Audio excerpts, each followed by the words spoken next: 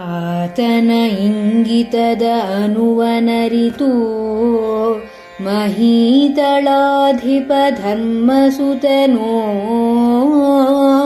ಅತಿ ಕಾತರಿಸದಿರು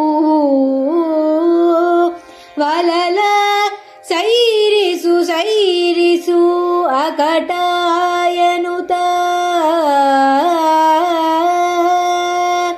ಈತರುವ ಮುರಿಯದಿರು ಸುಜನ ವ್ರಾತಕ್ಕಾಶ್ರಯವು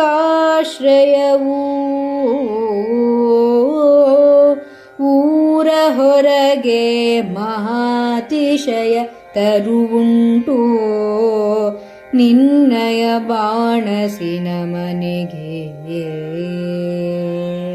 ಕೀಚಕ ದ್ರೌಪದಿಯನ್ನು ಕಾಮಿಸಿದ. ಅವನ ಒತ್ತಾಯಕ್ಕೆ ಸುದೇಶ್ನೆ ದ್ರೌಪದಿಯನ್ನು ಬಲವಂತ ಮಾಡಿ ಮದ್ಯ ತರಲಿಕ್ಕೆ ಅವನ ಮನೆಗೆ ಕಳಿಸಿದ್ಲು. ಅಲ್ಲಿ ಅವಳನ್ನು ಹಿಡಿಯೋಕ್ಕೆ ಬಂದ ಅವನಿಂದ ತಪ್ಪಿಸ್ಕೊಂಡು ಇವಳು ರಾಜಸಭೆಗೆ ಬರಬೇಕಾಯಿತು. ಅಲ್ಲಿಯೂ ಕೂಡ ಒದ್ದು ಕೆಡಹಿದ ಅವಳನ್ನು. ಅವಳಿಗೆ ಅವಮಾನ, ನೋವು, ದುಃಖ ಎಲ್ಲ ಆಯಿತು. ಧರ್ಮರಾಜನನ್ನು ಕೇಳಿದ್ಲು. ಅವನು ಹೇಗೋ ತನ್ನ ಸಮಚಿತ್ತತೆಯನ್ನು ಕಳ್ಕೊಳ್ಳದೆ ಸುಮ್ಮನಿದ್ದ. ಪಾರ್ಥ, ನಕುಲ, ಸಹದೇವರು ದುಃಖಿತರಾದರೂ, ಆದರೆ ಧರ್ಮರಾಜನ ಆಜ್ಞೆ. ಅಷ್ಟೇ ಅಲ್ಲ, ಇದು ಸಕಾಲವಲ್ಲ. ಹೊರಗೆ ಬಂದುಬಿಟ್ರೆ ಅವರಿದ್ದಾರೆ ಅನ್ನೋದು ಮತ್ತೆ ವನವಾಸ, ಅದೊಂದು ಅಪಾಯ ಇದೆ. ಆದರೆ ಅವಳ ನೋವನ್ನು ಕಂಡು ಭೀಮನಿಗೆ ತಡ್ಕೊಳ್ಳೋಕ್ಕಾಗಲಿಲ್ಲ. ಅವನಿಗೆ ಸಹನೆ ಮೀರಿತು. ರಾಜನ ಆ ಅರಮನೆಯ ಮುಂದೆ ಇದ್ದಂತಹ ಒಂದು ದೊಡ್ಡ ಮರವನ್ನು ನೋಡಿದ. ಮರ ನೋಡಿದ ಅಂದರೆ ಅರ್ಥ ಅದನ್ನು ಕಿತ್ಕೊಂಡು ಆಯುಧ ಮಾಡಿಕೊಂಡು ಮುಗಿಸ್ತೀನಿ ಅಂತಲೇ ಅರ್ಥ ಅದರದ್ದು. ಈ ಕೀಚಕನನ್ನು ಮೊದಲು ಹಿಂಡಿ ಹಾಕಿ ಆಮೇಲೆ ಅವನ ತಮ್ಮಂದಿರನ್ನ ಬಾಂಧವರನ್ನ ಕೊಂದು ವಿರಾಟ ರಾಜನ ಸಾಯಿಸಿ ಈ ಸುದ್ದಿ ಗೊತ್ತಾಗೋ ಮುಂಚೆನೇ ಕೌರವ ವಂಶವನ್ನು ನಿರ್ನಾಮ ಮಾಡ್ತೀನಿ ಅಂತಂದ. ಅಂದರೆ ಭೀಮನಿಗೆ ತಾನು ಅಕಸ್ಮಾತ್ ಈಗ ಮರವನ್ನು ತಗೊಂಡು ಕೀಚಕನನ್ನು ಹೊಡೆಯೋಕೆ ಹೋದರೆ ಅದರ ಪರಿಣಾಮಗಳ ಸರಣಿ ಏನು ಅನ್ನೋದು ಗೊತ್ತಿಲ್ಲದೇ ಇಲ್ಲ. ಆ ಕೋಪದಲ್ಲೂ ಅವನಿಗೆ ಗೊತ್ತಾಗ್ತಾ ಇದೆ. ಇದು ಅವನನ್ನು ತಲೆ ಒಡೆದ್ರೆ ಅಲ್ಲಿ ಅವನ ತಮ್ಮಂದರು ಬರ್ತಾರೆ, ಅವ್ರನ್ನ ಸಾಯಿಸಬೇಕು. ಆವಾಗ ವಿರಾಟ ಏನೋ ಇದು ಅಂತಾನೆ, ಅವನನ್ನು ಮುಗಿಸ್ಬೇಕು. ಅವನಿಗೆ ವಿವರಣೆ ಕೊಡಬಹುದೇನೋ ಗೊತ್ತಿಲ್ಲ. ಅವನು ಎದುರಾಗಿ ಬಂದು ವಲಲನಿಗೆ ಶಿಕ್ಷೆ ಕೊಡಬೇಕು ಅಂದರೆ ಅವನನ್ನು ಮುಗಿಸೋದೇನೆ. ಇನ್ನು ಇಷ್ಟು ಮಾಡಿದ ಮೇಲೆ ಈ ಸುದ್ದಿ ಕೌರವರಿಗೆ ತಲುಪದೇ ಇರೋದಿಲ್ಲ, ಅವ್ರು ಹುಡ್ಕೊಂಡು ಬಂದೇ ಬರ್ತಾರೆ ಅಂತ. ಆವಾಗ ಅವರಿದ್ರೆ ತಾನೇ ಬರೋದು, ಅವರನ್ನು ಮುಗಿಸ್ಬಿಟ್ರಾಯ್ತು ಅಂತ. ಹೀಗೆ ಅವನೇನು ಯೋಚನೆ ಮಾಡೋದೇನಿಲ್ಲ, ಯೋಚನೆ ಮಾಡ್ದ. ಧರ್ಮರಾಜನಿಗೂ ಅದೇ ಭಯ ಇದ್ದಿತ್ತು. ಹಿಂದೆಯೇ ಶಮಿ ವೃಕ್ಷದ ಹತ್ರ ಅದರ ಮೇಲೆ ಅವರ ತಮ್ಮ ಆಯುಧಗಳನ್ನು ಇಡೋ ಸಂದರ್ಭದಲ್ಲೇ ಅವನು ವೃಕ್ಷ ದೇವತೆಯನ್ನು ಪ್ರಾರ್ಥಿಸ್ಕೊಂಡಿದ್ದ, ಆಯುಧಗಳನ್ನು ಪ್ರಾರ್ಥಿಸ್ಕೊಂಡಿದ್ದ. ಭೀಮ ಬಂದರೆ ಕೊಡಬೇಡ ಅಂತ ಅವನು ಕೋಪನೂ ಬಂತು. ಯಾಕೆ ಅಂತಂದರೆ ಅಸಹನೆ, ತಾಳ್ಮೆ ಕಡಿಮೆ ಅವನಿಗೆ. ಅವನೇನಾದ್ರು ಹಾಗೆ ಬಂದುಬಿಟ್ರೆ ತಕ್ಷಣ ಎಲ್ರಿಗೂ ಗೊತ್ತಾಗುತ್ತೆ ಇವನು ಭೀಮ ಅಂತ. ಭೀಮ ಅಂತ ಗೊತ್ತಾದರೆ ಮತ್ತೆ 12 ವರ್ಷದ ವನವಾಸ, ಅಲ್ಲಿಗೆ ಅವ್ರ ಜೀವನ ಮುಗಿಯುತ್ತೆ. ಇಲ್ಲಿ ಸ್ವಲ್ಪ ವಿವೇಕದಿಂದ ಯೋಚನೆ ಮಾಡಿದ್ದಾನೆ. ಹಾಗಾಗಿ ಇಲ್ಲಿ ಭೀಮ ಮರವನ್ನು ನೋಡ್ತಾ ಇದ್ದ ಹಾಗೇ ಧರ್ಮರಾಜನಿಗೆ ಅವನ ಯೋಚನೆ ಏನು ಅನ್ನೋದು ಗೊತ್ತಾಯಿತು. ಅವನನ್ನು ನಿವಾರಿಸಬೇಕು. ಹೇಗೆ ನಿವಾರಿಸೋದು? ಬಾಯ್ಬಿಟ್ಟು ಹೇಳೋ ಹಾಗಿಲ್ಲ. ಅದಕ್ಕೆ ಭೀಮನ ಮನಸ್ಸಿನಲ್ಲಿ ಇದ್ದಂತಹ ಮರವನ್ನೇ ಇಟ್ಕೊಂಡು ಅವನು ಹೇಳೋಕ್ಕೆ ಶುರು ಮಾಡ್ತಾನೆ. ಆತನ ಇಂಗಿತದ ಅನುವನರಿತು. ಯುಧಿಷ್ಠಿರ ಮರವನ್ನು ನೋಡಿದಂತಹ ಭೀಮನ ಆ ಏನು ಉದ್ದೇಶ ಇದೆ ಅದನ್ನು ತಿಳ್ಕೊಂಡು ಹೇಳ್ತಾ ಇದ್ದಾನೆ ಅವನಿಗೆ, ವಲಲ, ಆ ಥರ ಪಡಬೇಡಪ್ಪ, ಆ ಥರ ಪಡಬೇಡ, ಸ್ವಲ್ಪ ಸಹನೆ ಮಾಡ್ಕೊ, ಕಾತರಿಸದಿರು, ಸೈರಿಸು ಅಂತ 2 ಮಾತಲ್ಲಿ ಉಪಯೋಗಿಸ್ತಾನೆ ಒಂದೇ ಸಾಲಿನಲ್ಲಿ. ಕಾತರಿಸದಿರು, ಅವಸರ ಪಡಬೇಡ. ಅವಸರ ಪಟ್ಕೊಂಡ್ರೆ ಬಹಳ ಕಷ್ಟ. ಆತುರಗಾರನಿಗೆ ಬುದ್ಧಿ ಮಟ್ಟ. ನಮ್ಮಲ್ಲಿ ಬೋರ್ಡ್ ಹಾಕಿರ್ತಾರೆ, ಅವಸರವೇ ಅಪಘಾತಕ್ಕೆ ಕಾರಣ ಅಂತ. ಅವಸರದಲ್ಲಿರೋವನು ವಿವೇಕವನ್ನು ಕಳ್ಕೊಂಡ್ಬಿಡ್ತಾನೆ. ಇಲ್ಲಿ ವಿವೇಕ ಕಳ್ಕೋಬೇಡ ಅನ್ನೋ ಮಾತನ್ನು ಯುಧಿಷ್ಠಿರ ಅವನಿಗೆ ಹೇಳ್ತಿದ್ದಾನೆ. ಅದಕ್ಕೆ ಸೈರಿಸು, ಸಹನೆ ಮಾಡ್ಕೋ, ಸಹನೆ ಮಾಡ್ಕೊಂಬಿಟ್ಟು ಆ ಮರವನ್ನು ಮುರಿಯಬೇಡ ಅಂತ ಹೇಳ್ತಾನೆ. ಅದೆಂಥ ಮರ ಅಂತಂದರೆ ಸುಜನವ್ರಾತಕ ಆಶ್ರಯ. ಭಾಳ ಒಳ್ಳೆಯ ಮಾತನ್ನು ಹೇಳ್ತಾನೆ. ಒಳ್ಳೆಯ ಜನರಿಗೆ, ಸಜ್ಜನರಿಗೆ ಆಶ್ರಯಪ್ಪ ಆ ಮರ. ಆ ಮರವನ್ನು ಮುರಿಯಬೇಡಪ್ಪ ನೀನು. ಮರ ಅನ್ನೋದು ಹೊರಗಡೆಯ ಅರ್ಥ, ಒಳಗಡೆಯ ಅರ್ಥ ಸ್ಪಷ್ಟವಾಗಿ ಗೊತ್ತಾಗುತ್ತೆ. ಸೂಚನೆ ಏನು ಗೊತ್ತಾಗುತ್ತೆ. ವಿರಾಟ ಮಹಾರಾಜ ನಮಗೆ ಆಶ್ರಯ ಕೊಟ್ಟಿದ್ದಾನಪ್ಪ, ಅವನನ್ನು ನಾಶ ಮಾಡುವಂತಹ, ಅವನನ್ನೇ ಕೊಂದು ಬಿಡ್ತೀನಿ ಅನ್ನುವಂತಹ ಆತುರ ಬೇಡ. ಕೀಚಕನಿಗೆ ಶಿಕ್ಷೆ ಕೊಡಬೇಕು, ಅದು ಪ್ರಶ್ನೆ ಬೇರೆ. ಆದರೆ ಆ ಸಂದರ್ಭದಲ್ಲಿ ಆಶ್ರಯದಾತನನ್ನೇ ಕೊಂದು ಬಿಡುವಂತಹ ಕೃತಜ್ಞತೆ ಇರಬಾರ್ದು ನಮ್ಮಲ್ಲಿ. ಅದು ಮಾಡಬೇಡಪ್ಪ. ಹೀಗೆ ಒಂದು ಸಂಯಮದ, ಧರ್ಮದ ಪಾಠವನ್ನು ಯುಧಿಷ್ಠಿರ ಒಂದು ಮಾತಿನಲ್ಲಿ ಹೇಳ್ತಿದ್ದಾನೆ. ಆದರೆ ಅದು ಸಹಜವಾಗಿಯೂ ಕಾಣಿಸೋ ಹಾಗೆ ಆಗಬೇಕು. ಅದಕ್ಕೆ ವಲಲ ಅಂಥೇಳಿ ಇದನ್ನೆಲ್ಲ ಮಾತನ್ನು ಹೇಳಿ, ಮರ ಏನಪ್ಪ ನಿನಗೆ ಅಡುಗೆ ಮನೆಗೆ ಮರ ಬೇಕು ಅಂತಂದರೆ, ಉರುವಲಿಗೆ ಮರ ಬೇಕು ಅಂತಂದರೆ ಇಷ್ಟು ದೊಡ್ಡ ಸುಜನ ವ್ರಾತಕ ಆಶ್ರಯ, ಒಳ್ಳೆಯವರಿಗೆ ಆಶ್ರಯವಾಗಿರುವಂತಹ ಮರವನ್ನೇ, ಹಸಿರು ಮರವನ್ನೇ ಕೊಂದು ಬಿಡ್ತೀಯನಪ್ಪ ನೀನು, ಅದನ್ನು ಕಡಿದು ಬಿಡ್ತೀಯನಪ್ಪ ಅಂತ ಹೇಳ್ತಿದ್ದಾನೆ. ಕೇಳೋರಿಗೆ ನಿಜವಾಗಿಯೂ ಅಡುಗೆಯವನಿಗೆ ಒಂದು ಮಾತಾಡ್ದಂಗೆ ಅನ್ನಿಸ್ಬೇಕು, ಅದರ ಒಳಗಡೆಯ ಉದ್ದೇಶ ಬೇರೆ. ಅದಕ್ಕೇ ಅಷ್ಟಕ್ಕೂ ನಿನಗೆ ಮರ ಬೇಕಿದ್ದರೆ ಇದು ಒಂದೇನೇನಪ್ಪ, ಊರ ಹೊರಗಡೆ ದೊಡ್ಡ ಮರ ಇದೆ, ಅಲ್ಲಿ ಇನ್ನೊಂದು ಯಾವುದೋ ಒಂದು ಮಹಾತಿಶಯ ತರುವುಂಟು, ಅಲ್ಲಿ ಭಾಳ ದೊಡ್ಡ ಮರ ಇದೆ, ಅದನ್ನು ತಗೋ ನಿನ್ನಯ ಬಾಣಸಿನ ಮನೆಗೆ, ನಿನ್ನ ಅಡುಗೆ ಮನೆಗೆ ಅದನ್ನು ಉಪಯೋಗಿಸ್ಕೊ. ಆ ಮರವನ್ನು ಊರು ಹೊರಗಿದೆ, ಅದು ತಗೋ, ಅದು ಉಪಯೋಗಿಸು ಅಂಥೇಳಿ ಭೀಮನಿಗೆ ಸೂಕ್ಷ್ಮವಾಗಿ, ಸೂಚ್ಯವಾಗಿ ಸಮಾಧಾನ ಮಾಡ್ತಿದ್ದಾನೆ. ಆದರೆ ಇಲ್ಲಿ ಯುಧಿಷ್ಠಿರನೂ ಕೂಡ ತೀರಾ ಕೀಚಕನಿಗೆ ಶಿಕ್ಷೆ ಕೊಡಬೇಡ ಅನ್ನೋ ಅರ್ಥದಲ್ಲಿ ಏನು ಹೇಳ್ತಿಲ್ಲ. ಅದಕ್ಕೆ ಇದು ಅವಕಾಶ ಅಲ್ಲ, ಇದು ಸಂದರ್ಭ ಅಲ್ಲ ಅಂತಷ್ಟೇ ಹೇಳ್ತಿದ್ದಾನೆ. ಅದಕ್ಕೆ ಅಲ್ಲಿ ಸೈರಿಸು ಕಾತರಿಸದಿರು ಅಂತಿರೋದು. ಸುಮ್ಮನಾಗು ಅನ್ನೋದು ಇದೆ, ಇಲ್ಲ ಅಂತಲ್ಲ, ಆದ್ರೂ ಸಹಿಸ್ಕೊ ನೀನು ಅಂತಂದರೆ ಮುಂದೆ ಸಮಯ ಸಿಗುತ್ತೆ ಅನ್ನುವಂತಹ ತಾತ್ಪರ್ಯವೂ ಅದರಲ್ಲಿದೆ. ಮುಂದೆ ಸಮಯ ಸಿಗುತ್ತೆ, ಈ ಕ್ಷಣ ಬೇಡ ಅಂತ. ಯಾಕಂದರೆ ಈ ಕ್ಷಣ ಮಾಡಿದರೆ ನಮ್ಮೆಲ್ಲರಿಗೂ ಅದು ಅಪಾಯಕಾರಿ. ಗುರುತು ಸಿಕ್ಕರೆ ಮತ್ತೆ ವನವಾಸ ಹೋಗಬೇಕಾಗುತ್ತೆ, ವನವಾಸಕ್ಕೆ ಬೇಡ.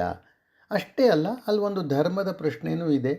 ಈ ತರುವ ಮುರಿಯದಿರು ಅಂದರೆ ಇದು ಸುಜನರಿಗೆ ಆಶ್ರಯ, ನಮಗೆ ಆಶ್ರಯ ಕೊಟ್ಟಿರುವಂತಹ ವಿರಾಟ ರಾಜಪ್ಪ ನಮ್ಮ ಕಷ್ಟದ ಸಂದರ್ಭದಲ್ಲಿ ಕೆಲಸ ಕೊಟ್ಟು ಎಲ್ರಿಗೂ ಆಶ್ರಯ ಕೊಟ್ಟಿದ್ದಾನೆ. ಅವನನ್ನೇ ಕೊಂದು ಬಿಡುವಂತಹ, ಆಶ್ರಯ ಕೊಟ್ಟ ಮರವನ್ನೇ ನಾಶ ಮಾಡುವಂತಹ ಕೃತಜ್ಞತೆ, ಆ ಆತುರ, ಆ ಕಾತುರ ಬೇಡ. ಒಂದು ಕ್ಷಣ ಯೋಚನೆ ಮಾಡಿದರೆ ಧರ್ಮರಾಜನ ಸ್ವಭಾವಕ್ಕೆ ಅದು ಸರಿಯಲ್ಲದೆ ಹೋದ್ರೂ ಈ ಸೇಡೋ ಅಥವಾ ಕೋಪವನ್ನು ತೋರಿಸ್ಕೊಳ್ಳೋದು ಈ ಕ್ಷಣವೇ ಇಲ್ಲಿಯೇ ಬೇಡ, ಇಲ್ಲೇ ಮಾಡಿಬಿಟ್ರೆ, ಹೀಗೆ ಮಾಡಿಬಿಟ್ರೆ ಗೊತ್ತೇ ಆಗಿಬಿಡುತ್ತೆ ಅನ್ನೋದು ಇದ್ದಿರಬಹುದು. ಅಷ್ಟೇ ಅಲ್ಲ, ಸ್ವಲ್ಪ ಸಹನೆ ತಗೋ. ಊರ ಹೊರಗಡೆ ಮರ ಇದೆ ಅಂತಂದರೆ ಆಮೇಲೆ ಸ್ವಲ್ಪ ತಡೆದ್ರೆ ಅವಕಾಶ ಇದೆ ಮುಂದೆ. ಅದು ಏನೋ ಅವ್ರಿಗೆ ಕೋಪ ತೋರಿಸೋದು, ತಾಪ ತೋರಿಸೋದು, ಸೇಡ್ ತೀರಿಸ್ಕೊಳ್ಳೋದು, ಏನು ಬೇಕಾದ್ರೂ ಮಾಡಬಹುದು. ಇದು ಅಷ್ಟೇ ಅಲ್ಲ, ಇದು ಧರ್ಮದ ವೃಕ್ಷ ಅಂತ ಆಮೇಲೆ ಅವನು ಹೇಳ್ತಾನೆ. ಹೀಗಾಗಿ ಇಲ್ಲಿ ಒಂದು ಭೀಮನನ್ನು ಸಂಯಮ ಮಾಡ್ಕೋ, ಸಹನೆ ಮಾಡ್ಕೋ, ಇವನನ್ನು ನಾಶ ಮಾಡಿಬಿಡಬೇಡ, ಅದು ಕೃತಜ್ಞತೆ ಆಗುತ್ತೆ. ನಮಗೆ ಆಶ್ರಯ ಕೊಟ್ಟಿದ್ದಾನವನು, ಎಲ್ರಿಗೂ ಆಶ್ರಯ ಕೊಟ್ಟಿರೋನು, ನಾಶ ಮಾಡಬೇಡ ಅಂತ ಆ ಥರದ ಸೂಚನೆ, ಧರ್ಮಬದ್ಧವಾದ ಸೂಚನೆ ಇದ್ರೂ ಜೊತೆಯಲ್ಲೂ ಸ್ವಲ್ಪ ಸಹನೆ ಮಾಡ್ಕೋ, ಅವಕಾಶ ಬರುತ್ತೆ, ಕಾಲ ಬರುತ್ತೆ ಅನ್ನುವ ಸೂಚನೆಯೂ ಇದೆ ಅಂತ ನಾವು ಅಂದ್ಕೋಬಹುದು. ಅಷ್ಟು ಆದಮೇಲೆ ಧರ್ಮರಾಜನಿಗೆ ಭಯ, ಇವನು ಅದನ್ನು ಕೇಳದೇನೆ ಮುಂದಕ್ಕೆ ಹೋಗ್ಬಿಟ್ರೆ ಏನು ಮಾಡೋದು? ಅದಕ್ಕೆ ಮುಂದುವರಿತಾನವನು. ಅದಕ್ಕೆ ಮುಂದುವರೆದು ಧರ್ಮರಾಜ ಹೇಳ್ತಾನೆ, ಧರ್ಮಮಯ ತರುವು, ಇದನ್ನು ಮುರಿಯದಿರು. ಧರ್ಮಮಯ ತರುವು, ಇದನ್ನು ಮುರಿಯದಿರು. ಎಮ್ಮ ಮಾತನು ಕೇಳೆನಲು, ಮಿಗೆ ಸುಮ್ಮನೋಲಗದಿಂದ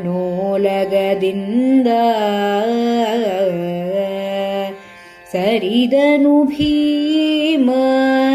ದುಗುಡದಲ್ಲಿ ಕರ್ಮ ಫಲವಿದು ನಿನಗೆ ಮಾನಿನಿ ನಿಮ್ಮ ಭವನಕ್ಕೆ ಹೋಗು ಶಿಕ್ಷಿಸಲಮ್ಮದಿ ಸಭೆ ಬಗೆಯನಾಥನು ಮತ್ಸ್ಯ ಭೂಪತಿಯ. ಮುಂದುವರೆದು ಧರ್ಮರಾಜ ಹೇಳ್ತಿದ್ದಾನೆ, ಇದು ಧರ್ಮಮಯವಾದಂತಹ ಧರ್ಮವೃಕ್ಷ. ಇದು ಆ ಮರ ಧರ್ಮಮಯ ಮರ ಅಪ್ಪ. ಅಂದರೆ ವಿರಾಟ ನಮಗೆ ಉಪಕಾರ ಮಾಡಿದವನು. ಯಾವುದು ಧರ್ಮವೋ, ಧರ್ಮ ಅನ್ನೋದು ಒಂದು ಮಹಾವೃಕ್ಷ ಇದ್ದ ಹಾಗೆ. ಅದು ಜನರಿಗೆ ಆಶ್ರಯ ಕೊಡುವಂಥದ್ದು. ನಾವು ಬೇರೆ ಏನೇ ಮಾಡಿದ್ರೂ ಧರ್ಮವನ್ನೇ ನಾಶ ಮಾಡುವಂತಹ ಕೆಲಸವನ್ನು ನಾವು ಮಾಡಬಾರದು. ರಾಜರಾದವರು, ವಿಶೇಷವಾಗಿ ರಾಜರಾದವರು ಮಾಡಬಾರದು. ಆ ಧರ್ಮ ಮೂಲ ಇದೆ. ಅದು ಆ ಧರ್ಮ ಅನ್ನೋದು ಎಲ್ಲರಿಗೂ, ಸಮಸ್ತರಿಗೂ, ಲೋಕಕ್ಕೆ ಆಶ್ರಯ ಕೊಡುವಂತಹ ವಸ್ತು. ಹಿಂದಿನ ಒಂದು ಚರ್ಚೆಯಲ್ಲಿ ಆರಣ್ಯಕ ಪರ್ವದಲ್ಲಿ ಭೀಮ ದ್ರೌಪದಿ ಇಬ್ಬರೂ ಧರ್ಮರಾಜನಿಗೆ ಉಪದೇಶ ಮಾಡೋಕ್ಕೆ ಮಾಡ್ತಾರೆ. ಹೀಗೆ ಸಹನೆಯಿಂದ ಇದ್ದು ಇದೆಲ್ಲ ಮಾಡಿದರೆ ಆಗೋಲ್ಲ, ನೀನು ಧರ್ಮ ಅಂದ್ಕೊಂಡಿದ್ರೆ ಆಗೋಲ್ಲ, ಇದನ್ನೇ ಧರ್ಮ ಅಂದ್ಕೊಳ್ಳೋಣ. 12 ವರ್ಷ ಅಂತ ಹೇಳಿದ್ದಾರೆ, ನಾವು 12 ತಿಂಗಳಿದ್ದಾಗಿದೆ, 12 ತಿಂಗಳು ಅಂದರೆ 12 ವರ್ಷ ಆಯಿತು ಅಂತ ಮಾಡ್ಕೊಳ್ಳೋಣ. ಹೋಗ್ಬಿಟ್ಟು ಅವರನ್ನು ಹೊಡೆದು ಬಡಿದು ತೊಗೊಂಬರೋಣ, ರಾಜ್ಯವನ್ನು ಕಿತ್ಕೊಳ್ಳೋಣ ನಮ್ಮದನ್ನು ವಾಪಸ್ಸು. ಯಾಕಂದರೆ ಅವರು ಅಧರ್ಮದಿಂದ ಅನ್ಯಾಯದಿಂದ ಗೆದ್ದವರು, ನಾವು ಅನ್ಯಾಯ ಮಾಡಿದರೆ ಆಯಿತು ಅದಕ್ಕೆ ವಾಪಸ್ಸು. ಅವನಿಗೆ ಬಹಳಷ್ಟು ಪಾಠ ಮಾಡ್ತಾರೆ ಭೀಮ ದ್ರೌಪದಿಯರು, ಈ ಸಹನೆ ಬೇಡ ಅಂತ. ಆವಾಗ ಧರ್ಮರಾಜ ಒಂದು ಮಾತು ಹೇಳ್ತಾನೆ, ದಯವಿಟ್ಟು ಧರ್ಮವನ್ನು ಹಾಲು ಕರೆಯುವಂಥ ಹಸುವನ್ನಾಗಿ ನೋಡಬೇಡಿ. ನಮಗೆ ಬೇಕಾದಾಗ ಹಾಲು ಕರ್ಕೊಳ್ಳೋದಕ್ಕಲ್ಲ ಧರ್ಮ ಅನ್ನೋದಿರೋದು. ಯಾಕೆಂದರೆ ಒಂದು ಸಲ ನೀವು ಧರ್ಮವನ್ನು ಭಂಗ ಮಾಡಿಬಿಟ್ರೆ ಆಮೇಲೆ ಆ ಧರ್ಮಕ್ಕೆ ಸ್ಥಾನ ಇರೋಲ್ಲ, ಅಥವಾ ನಿಮಗೆ ಧರ್ಮ ಅನ್ನೋದು ಉಳಿಯೋದಿಲ್ಲ. ಆಮೇಲೆ ನೀವು ಅದನ್ನು ಇಟ್ಕೊಳ್ಳೋಕೆ ಬರೋದೇ ಇಲ್ಲ, ಅದು ನಮ್ಮ ಶಕ್ತಿಯಾಗಿ ಉಳಿಯೋದೇ ಇಲ್ಲ. ಸ್ವಾರ್ಥಕ್ಕೋಸ್ಕರ ಧರ್ಮವನ್ನು ಬಳಸೋಕ್ಕಾಗೋದಿಲ್ಲ ಅಂತಿದ್ದಾನೆ. ಈ ಧರ್ಮದ ಪ್ರಶ್ನೆಯನ್ನು ಇಲ್ಲಿ ಧರ್ಮರಾಜ ಎತ್ತುತ್ತಾ ಇದ್ದಾನೆ. ಧರ್ಮರಾಜ ಅಲ್ಲದೆ ಇನ್ಯಾರು ಇಂತಹ ಪ್ರಶ್ನೆಯನ್ನು ಎತ್ತಬೇಕು? ಧರ್ಮಮಯ ಮರ ಅಂತ ಹೇಳ್ತಿದ್ದಾನೆ. ಧರ್ಮಮಯ ತರುವು ಇದು ವಿರಾಟ್ನಿಗೂ ಅನ್ವಯವಾದದ್ದು, ಧರ್ಮಕ್ಕೂ ಅನ್ವಯವಾಗುವಂಥದ್ದು. ಒಂದು ಸಲ ನಮ್ಮ ಅನುದಿನದ ರಾಜಕೀಯ ಪರಿಸ್ಥಿತಿಯಲ್ಲೂ ನಾವು ನೋಡಬಹುದು. ಯಾವುದೋ ಒಂದು ಪಕ್ಷದವರು, ಅಧಿಕಾರಿಗಳು, ಇನ್ನೊಬ್ಬರು ಒಂದು ಭ್ರಷ್ಟ ಹಣವನ್ನು, ಭ್ರಷ್ಟ ಧನವನ್ನು ಉಪಯೋಗವನ್ನು ಮಾಡಿಕೊಂಡ ಮೇಲೆ, ಲಂಚವನ್ನು ತಗೊಂಡ ಮೇಲೆ, ಸಿಕ್ಕಾಕ್ಕೊಂಡ ಮೇಲೆ ಅವರಿಗೆ ಯಾವ ನೈತಿಕತೆ ಉಳಿಯುತ್ತೆ? ಎಲ್ಲರ ಹಣೆ ಬರೋನು ಅದೇನೆ. ಹಾಗಾಗಿ ಧರ್ಮದ ವಿಷಯ ಮಾತಾಡೋನು ತಾನು ಧಾರ್ಮಿಕನಾಗಿರಬೇಕಾಗುತ್ತೆ, ಪರಿಶುದ್ಧನಾಗಿರಬೇಕಾಗುತ್ತೆ. ಆವಾಗ ಅವನ ಮಾತಿಗೆ ಒಂದು ಬೆಲೆ ಬರುತ್ತೆ. ಅದಕ್ಕೇ ಧರ್ಮವನ್ನೇ ನಾಶ ಮಾಡುವಂತಹ ಕೆಲಸವನ್ನು ರಾಜರಾದವ್ರು ನಾವು ಮಾಡಬಾರ್ದು. ಇದು ಬರೀ ವಿರಾಟ ನಮಗೆ ಉಪಕಾರ ಮಾಡ್ದ ಅನ್ನೋದಷ್ಟೇ ಅಲ್ಲ ಅದರಲ್ಲಿರೋದು, ಅದು ಇದ್ದೇ ಇದೆ. ಅದು ಬಿಟ್ಟು ಇದೂ ಅದಕ್ಕೇ ಮುರಿಯದಿರು ಅಂತ ಅದಕ್ಕೆ ಹೇಳ್ತಾನೆ. ಧರ್ಮವನ್ನೇ ನಾಶ ಮಾಡಬೇಡ. ಇನ್ನೊಂದು, ಧರ್ಮ ಮಾಡಿದವನು, ನಮಗೆ ಆಶ್ರಯ ಕೊಟ್ಟವನು, ಉಪಕಾರ ಮಾಡಿದವನು, ಅಂತಹ ಉಪಕಾರ ಮಾಡಿದಂತಹ ವಿರಾಟನನ್ನು ನಾಶ ಮಾಡುವಂತಹ, ಅವನಿಗೆ ತೊಂದರೆ ಮಾಡುವಂತಹ ಕೆಲಸವನ್ನು ನಾವು ಮಾಡಬಾರ್ದಪ್ಪ, ಮಾಡಬೇಡ, ಹೀಗೆ ಇದನ್ನು ಹೇಳಿದ್ದಾನೆ. ಆದರೆ ಮುಂದೆ ಆಗೋದೇ ಅದು. ಯಾಕೆಂತಂದರೆ ವಿರಾಟನಿಗೆ ಕೀಚಕ ಎಷ್ಟೇ ದುಷ್ಟ ಏನೇ ಇದ್ರೂ, ಕೀಚಕ ಮತ್ತು ಉಪಕೀಚಕರು ಸೇರಿ ವಿರಾಟನಿಗೆ ಒಂದು ರಾಜ್ಯ ರಕ್ಷಣೆಗೆ ಇದ್ದವರು. ಅವರು ಇದ್ದಿದ್ದರಿಂದ ವಿರಾಟನ ರಾಜ್ಯ ಸ್ವಲ್ಪ ಸುರಕ್ಷಿತವಾಗಿ ಇತ್ತು. ಯಾಕೆಂದರೆ ಆ ಕಾಲದಲ್ಲಿ ಕೀಚಕನಿಗೆ ಮಹಾಶಕ್ತಿಶಾಲಿ, ಭಾರಿ ಶಕ್ತಿಶಾಲಿ ಎನ್ನುವ ಹೆಸರಿತ್ತು. ಆ ಕುಸ್ತಿಪಟೂನೂ ಹೌದು ಅವನು, ಅಂಥ ಶಕ್ತಿಶಾಲಿಯವನು. ಹಾಗಿದ್ದಿದ್ದರಿಂದ ವಿರಾಟ್ನಿಗೆ ರಕ್ಷಣೆ ಇತ್ತು. ಆ ರಕ್ಷಣೆ ಇದ್ದಿದ ತಕ್ಷಣ ಅದೊಂದು ಸಮಸ್ಯೆಯಲ್ಲಿ. ಯಾಕೆಂತಂದರೆ ಅವನ ಮಾತನ್ನು ಮೀರೋಕ್ಕಾಗೋಲ್ಲ, ಅವನು ಹೇಳಿದ್ದೇ ಆಟ ಆಗ್ತಾ ಹೋಗುತ್ತೆ. ಇದು ಶಕಾರ ಇದ್ದ ಹಾಗೇ, ಆ ರಾಜನ ಆಸ್ಥಾನದಲ್ಲಿ ಶಕಾರ ಇದ್ದಂಗೆ. ಶಕಾರನ ಮಾತು ಕೇಳಬೇಕಿತ್ತು. ಅವನು ಜೋರಾಗಿದ್ದ. ಅವನು ಏನು ಮಾಡಿದರೂ ಅವನಿಗೆ ಪ್ರಶ್ನೆ ಮಾಡೋಕ್ಕೆ ಶಕ್ತಿ ಇರಲಿಲ್ಲ ಯಾರಿಗೂ. ಕೀಚಕನೂ ಹಾಗೇ. ಕೀಚಕನ ಸುದೇಶ್ನೇನೂ ಒಂದೆರಡು ಮಾತು ಹೇಳ್ತಾಳೋ ಅದಕ್ಕಿಂತ ಮುಂದಕ್ಕೆ ಹೋಗೋಕ್ಕೆ ಶಕ್ತಿ ಅವಳಿಗಿಲ್ಲ ಹೇಳೋಕ್ಕೆ, ವಿರಾಟ್ನಿಗೂ ಇಲ್ಲ. ಅದು ಆ ದೃಷ್ಟಿಯಿಂದ ಕೀಚಕನ ಕೊಂದರೆ ವಿರಾಟ್ನಿಗೆ ಅನ್ಯಾಯನೇ. ಆದರೆ ಕೀಚಕ ಮಾಡಿರೋ ನ್ಯಾಯ ಮಾಡೋದು ಹೇಗೆ? ಇಲ್ಲಿ ವಿರಾಟನನ್ನು ಧರ್ಮಮಯ ಮರ ಅಂತ ಹೇಳಿ ಯುಧಿಷ್ಠಿರ ಎರಡು ಅರ್ಥದಲ್ಲೂ ಹೇಳ್ತೀಯ. ನಿಮಗೆ ಉಪಕಾರ ಮಾಡದವನಿಗೆ ನಾಶ ಮಾಡುವಂಥ ಕೆಲಸನ ನಾವು ಮಾಡಬಾರ್ದಪ್ಪ ಅಂತ. ಇನ್ನೊಂದು ಧರ್ಮ ಅನ್ನೋದನ್ನು ಸ್ಥಾಪಿಸೋದು ನಮ್ಮ ಕೆಲಸ, ನಾಶ ಮಾಡೋದಲ್ಲ ಅಂತ. ಇಷ್ಟಾದ ಮೇಲೆ ಏನು ಭೀಮ ಮಾತು ಕೇಳ್ತಾನೋ ಇಲ್ಲೋ, ಅದಕ್ಕೆ ಇನ್ನೊಂದು ಸೂಚನೆ ಕೊಡ್ತಾನೆ. ಎಮ್ಮ ಮಾತನ್ನು ಕೇಳು, ನಮ್ಮ ಮಾತನ್ನು ಕೇಳು ನೀನು. ಅಲ್ಲಿ ತರುವಿದನು ಮುರಿಯದಿರು ಎಮ್ಮ ಮಾತನ್ನು ಕೇಳು ಅಂತ ಇದೆ. ಮುರಿಯದಿರುನ ಈ ಕಡೆ ಅಕಸ್ಮಾತ್ ತೊಗೊಂಡ್ರೆ ಮುರಿಯದಿರೆಮ್ಮ ಮಾತನು, ನನ್ನ ಮಾತನ್ನು ಮುರಿಬೇಡ, ನನ್ನ ಮಾತನ್ನು ಹಿಂದಕ್ಕೆ ಇದು ಮಾಡಬೇಡ, ನನ್ನ ಮಾತನ್ನು ಒಂದು ಸ್ವಲ್ಪ ಕೇಳ್ಕೊ, ನನ್ನ ಮಾತನ್ನು. ಅಷ್ಟೇ ಅಲ್ಲ, ಕೇಳು ಅನ್ನೋದಲ್ಲಿ ಕೇಳು, ಆಲಿಸು, ಅರ್ಥ ಮಾಡ್ಕೊ. ನಾನು ಯಾಕೆ ಇಷ್ಟೆಲ್ಲ ಹೇಳ್ತಿದ್ದೀನಿ ಅಂತ ಅರ್ಥ ಮಾಡ್ಕೊ. ಯಾಕೆಂತಂದರೆ ನೀನೇನಾದರೂ ಈಗ ದುಡುಕು ಬಿಟ್ಟರೆ, ನಮ್ಮ ಗುರುತು ಗೊತ್ತಾಗ್ಬಿಟ್ರೆ ಸರ್ವನಾಶ ಆಮೇಲೆ ಅಂತ ಅಷ್ಟನ್ನೂ ಸೇರಿಸಿ ಧರ್ಮರಾಜ ಹೇಳ್ತಿದ್ದಾನೆ. ಧರ್ಮರಾಜನ ಕೋಪವೇ ಇಲ್ಲ ಅಂತಲ್ಲ, ಕುಮಾರವ್ಯಾಸನಲ್ಲೇನೋ ಧರ್ಮರಾಜನಿಗೆ ಆದ ಕೋಪವನ್ನು ಹೇಳಿಲ್ಲ. ಆದರೆ ನಿಜವಾಗಿಯೂ ವ್ಯಾಸ ಭಾರತದಲ್ಲಿ ಅವನ ಕೋಪ ಬಂತು ಅಂತಿದೆ. ಅವನಿಗೆ ತುಂಬ ಕೋಪ ಬಂತು. ಆ ಕೋಪವನ್ನು ನುಂಗಿಕೊಂಡಾಗ ಆ ಕಾವಿಗೆ ಹಣಿಯೆಲ್ಲ ಬೆವರೋಕ್ಕೆ ಶುರು ಆಯಿತು ಅವನಿಗೆ ಅಂತ ಒಂದು ಮಾತಿದೆ ಅಲ್ಲಿ. ಹಾಗಾಗಿ ಅವನೇನು ಸುಮ್ಮನೆ ತಣ್ಣಗೆ ಕೂತಿದ್ದ ಅಂತೇನಲ್ಲ, ಆದರೆ ಸಂದರ್ಭ ಏನು ಮಾಡೋದು, ತಡ್ಕೋತಾ ಇದ್ದಾನೆ. ಅವನಿಗಿರೋ ಸಹನೆ ಭೀಮನಿಗಿಲ್ಲ, ಅಷ್ಟೇ ವ್ಯತ್ಯಾಸ ಆಯಿತು. ಹಿಂದೆ ನಮಗೆ ಗೊತ್ತೇ ಇದೆ, ದ್ರೌಪದಿಯ ವಸ್ತ್ರಾಪಹರಣ ಸಂದರ್ಭದಲ್ಲಿ ಭೀಮ ಎದ್ದು ಬಿಡ್ತಾನೆ. ಆದರೆ ಸೋತಿದ್ದಾನೆ ಧರ್ಮರಾಜ. ಹೇಗೆ ಅಲ್ಲಿ ಅವನಿಗೆ ವಿರುದ್ಧವಾಗಿ ಹೋಗೋಕ್ಕಾಗತ್ತೆ? ಅದಕ್ಕೇ ಹುಬ್ಬಿನಲ್ಲಿ ನಿಲ್ಲಿಸಿದನು ಪವನಜನುಬ್ಬಟೆಯನು ಅನ್ನುವಂಥ ಮಾತಿದೆ. ಎಲ್ಲರಿಗೂ ಅದು ಗೊತ್ತಿರುವಂಥ ಮಾತು, ಗೊತ್ತಿರುವಂಥದ್ದೇ ಅದು. ಹೀಗೆ ಹುಬ್ಬೇರಿಸ್ಬಿಟ್ಟೆ, ಸುಮ್ಮನಿರು ಅಂತ ಹೀಗೆ ಅಂದ್ಬಿಟ್ಟ, ಮುಗಿದೋಯ್ತು. ಆ ಸನ್ನೆಗೆ ಅವನು ಸುಮ್ಮನೆ ಆಗ್ಬಿಟ್ಟ ಅವನು. ಆದರೆ ಇಲ್ಲಿ ಭೀಮನಿಗೆ ಬಂದಿರೋ ಈ ಕೋಪಕ್ಕೆ ಹುಬ್ಬು ಸಾಲದು, ಮಾತೇ ಆಡಬೇಕು. ಹಾಗಾಗಿ ಮಾತೇ ಆಡಿ ಸ್ವಲ್ಪ ಜೋರಾಗಿ ಅದೇ ಸೂಚ್ಯವಾಗಿ ಹೇಳಿಬಿಟ್ಟು, ಎಷ್ಟೇ ಹೇಳಿದರೂ ಭೀಮ ಮೊದಲಾದವರಿಗೆ, ತಮ್ಮಂದ್ರಿಗೆ ಧರ್ಮರಾಜನ ಮಾತನ್ನು ಮೀರೋದು ಕಷ್ಟ. ಧರ್ಮರಾಜನ ಆ ನೈತಿಕ ಸ್ಥಾನ ಹಂಗಿದೆ. ಅಲ್ಲದೆ ದೊಡ್ಡ ಅಣ್ಣ ಬೇರೆ, ಮುಂಚಿಂದ ಅವರನ್ನು ಹಾಗೆ ತಂದೆ ಥರನೇ ನೋಡ್ಕೊಂಬಂದಿದ್ದಾನೆ. ಹೇಳ್ತಾರೆ, ಜ್ಯೇಷ್ಠೋ ಭ್ರಾತ ಪಿತೃಸಮಃ ಅಂತ. ಹಿರಿಯ ಅಣ್ಣ ತಂದೆಗೆ ಸಮಾನ ಅಂತ ಹೇಳೋದುಂಟು. ಇವ್ರು ಹಾಗೆ ನಡ್ಕೊಂಡು ಬಂದವರು, ಅವನು ಅಷ್ಟೇ ಪ್ರೀತಿಯಿಂದ ನಡೆಸ್ಕೊಂಡವನು. ಹಾಗಾಗಿ ಈ ಒಂದು ನೈತಿಕ ತುಮುಲ ಆಗುತ್ತೆ. ಆದರೆ ಭೀಮನಿಗೆ ಸಂಕಟ ಆಗುತ್ತೆ. ಅಂದರೆ ಸಂಕಟ, ಅವನು ಬಿಡೋಕ್ಕಾಗ್ತಿಲ್ಲ, ಆದರೆ ಇವನ ಮಾತನ್ನು ಮೀರೋಕ್ಕಾಗ್ತಿಲ್ಲ. ಅವಳ ನೋವನ್ನು, ಅವಮಾನವನ್ನು ನೋಡಿ ಭಾರಿ ಸಂಕಟ ಆಗ್ತಾಯಿದೆ, ತುಂಬ ಸಂಕಟ ಆಗ್ತಾಯಿದೆ. ಆದರೂ ಕೂಡ ಹಿಂದಕ್ಕೆ ಸರಿದ. ಆಯಿತು, ಇನ್ನೇನು ಮಾಡೋದು ಅಂದ್ಬಿಟ್ಟು ಹಿಂದಕ್ಕೆ ಹೋದ. ಬಹಳ ದೂರದಲ್ಲಿ, ಸಂಕಟದಲ್ಲಿ, ನೋವಿನಲ್ಲಿ ವಾಪಸ್ ಹೋಗ್ತಾನೆ, ಹಿಂದಕ್ಕೆ ಹೋಗ್ತಾನೆ. ಈ ಸಂಕಟನೇ ಅಸಹಾಯಕತೆಯೇ ಅವನಿಗೆ ಕೋಪವಾಗಿ ಆಗೋದು. ಆಮೇಲೆ ಅದಕ್ಕೆ ದ್ರೌಪದಿ ಮೇಲೆ ಅವನು ರೇಗೋದು, ಹೋಗು ಅವನಿಗೆ ಹೇಳ್ಕೊ ಹೋಗು ಅಂದ್ಕೊಂಡೆಲ್ಲ ರೇಗೋದು ಅದೇನೆ. ಆವಾಗ ಅದು ಅಸಹಾಯಕತೆಯಿಂದ ಬರುವಂಥದ್ದು. ಭೀಮನ ಕಳಿಸ್ದಾಯಿತು. ಈಗಿನ ದ್ರೌಪದಿನ ಕಳಿಸ್ಬೇಕಲ್ಲ ಧರ್ಮರಾಜನಿಗೆ. ಅದಕ್ಕೆ ಅವಳಿಗೆ ಇನ್ನೇನೋ ಹೇಳಬೇಕು. ಅವನಿಗೆ ಹೇಳಿದ ಮಾತನ್ನು ಇವಳಿಗೆ ಹೇಳೋಲ್ಲ. ಅವನು ಹೇಳ್ತಾನೆ, ಇವಳು ನೋಡು ಮಾನಿನಿ, ಇದು ನಿನ್ನ ಕರ್ಮಫಲವಿದು ನಿನಗೆ. ಇದು ಕರ್ಮಫಲ. ವಾಪಸ್ ಹೋಗಮ್ಮ ನಿನ್ನ ಮನೆಗೆ, ನೀನು ಅರಮನೆಗೆ ಹೋಗ್ಬಿಡು ವಾಪಸ್ಸು. ಇಲ್ಲಿ ನೀನು ಮಾತಾಡಿದರೆ ಏನೂ ಆಗೋಲ್ಲ. ಯಾಕೆಂದರೆ ಶಿಕ್ಷಿಸಲಮ್ಮದೀ ಸಭೆ. ಈ ಸಭೆಗೆ ಕೀಚಕನನ್ನು ಶಿಕ್ಷಿಸುವಂತಹ ಶಕ್ತಿ ಇಲ್ಲ. ಶಿಕ್ಷಿಸಲಮ್ಮದು, ಅದು ಆಗೋಲ್ಲ, ಅದಕ್ಕೆ ಸಾಧ್ಯವಿಲ್ಲ. ಅದಕ್ಕೆ ಆ ಶಕ್ತಿ ಸಾಮರ್ಥ್ಯ ಇಲ್ಲ. ಕೀಚಕನನ್ನು ಶಿಕ್ಷಿಸುವಂಥ ಸಾಮರ್ಥ್ಯ ಈ ಸಭೆಗಿಲ್ಲ.